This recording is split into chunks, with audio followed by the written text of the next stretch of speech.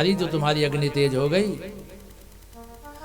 जैसे देखो पहले का जमाना था, माताएं बहनें जब शाम को भोजन बनाती थी तो भोजन आदि बनाने के बाद जब निवृत्त होती थी तो चूल्हे में थोड़ी सी अग्नि रख के राख से ढक देती थी, है ना।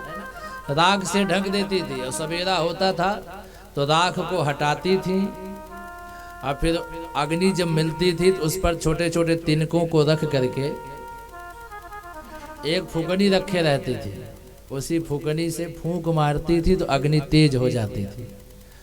गोपी कहती है, ऐसे कन्हैया तुमने ये कहा कि पूर्णिमा के दिन आ जाना, तो हम सब आ गए। और अग्नि को तुमने फूंक मार करके तेज कैसे किया बताऊं? तुम्हारे पास ये जो बंसी रूपी फूकनी है, इसमें हम गोपिकाओं के नाम को ले ले करके तुमने पुकारा है, इसलिए हम तुम्हारे पास आए हैं। ब्रूतागमन कारणम, तब भगवान ने कहा ये गोपिकाओं स्वागत है तुम्हारा।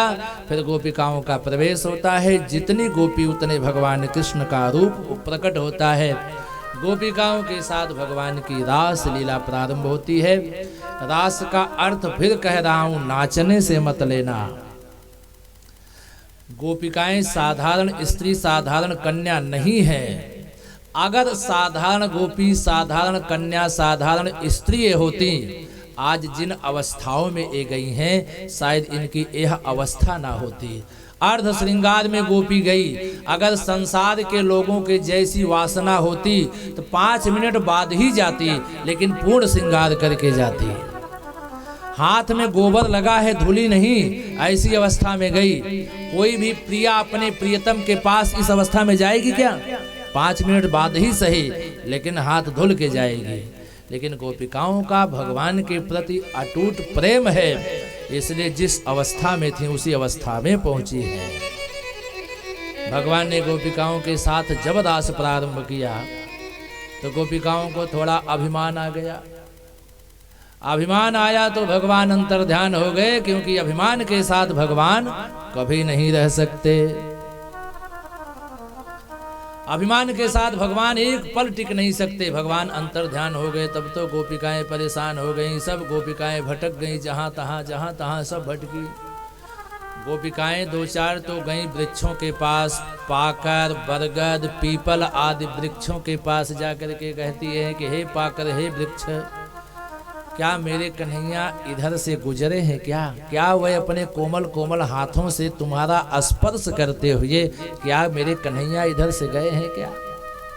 कुछ गोपिकाएं तुलसी के नए नए वृक्षों के पास पहुंचती हैं। कच्चे तुलसी कल्याणी गोविंद चरण प्रिय, हे कल्याणी गोविंद के चरणों में प्रीति प्राप्त करने वाली तुलसी, क्या मेरे कन्हैया इधर से गुजरे क्या?